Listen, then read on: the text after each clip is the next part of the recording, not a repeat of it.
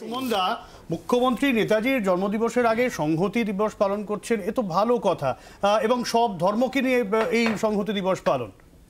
না, সংহতি দিবস উনি পালন করছেন না, উনি ওই একটু আগে চন্দনদা বলছিলেন না কম্পিটিটিভ কমিউনালিজম, উনি সেটাই করছেন। কি অসুবিধা আছে যদি 22 তারিখ রাম মন্দিরের উদ্বোধন হয়?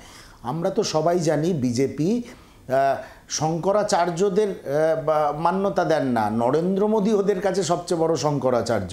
তা তিনি কোলে করে বিগ্রহ নিয়ে গিয়ে স্থাপন করিয়ে দেবেন, কোনো অসুবিধা নেই।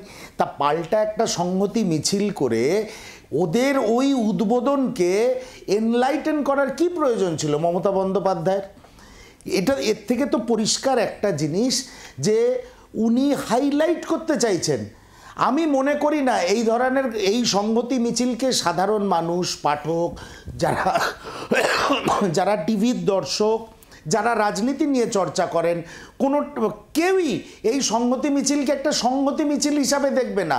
প্রত্যেকেই দেখবে যে মমতা বন্দ্যোপাধ্যায় একটা পাল্টা রাজনৈতিক কর্মসূচি নিল রাম মন্দিরের উদ্বোধনের এগেনস্টে।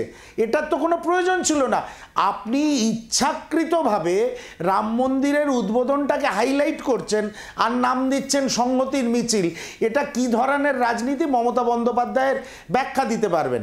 22শে জানুয়ারি রাম মন্দিরের উদ্বোধন হবে, ওখানে বিগ্রহ। আমি আসবো, সৈয়দ আসবো। আমি একটা প্রশ্ন করি, আমি শেষ করি।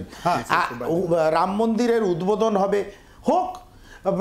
রাম আমাদের ভাবনার মধ্যে রয়েছে, আমরা হিন্দুর ছেলে, আমরা ধর্ম মানি, কোনো অসুবিধা নেই।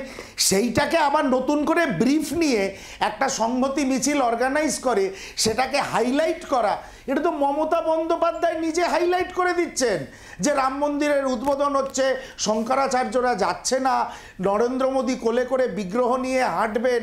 মমতা বন্দ্যোপাধ্যায় দায়িত্ব নিয়ে করছেন। না বললে দেশের মানুষ জানছে না যে 22 তারিখ রাম মন্দির। এটা মানে রাহুল গান্ধী যখন পইতে দেখিয়ে মানে ভোটের সময় শিবের মাথায় জল দিচ্ছেন, মহাদেবের মাথায় জল দিচ্ছেন মন্দিরে মন্দিরে গিয়ে, সেটা দোষের হয় না। বাংলার আওয়াজ, বাঙালির আবেগ, জি 24 ঘন্টা।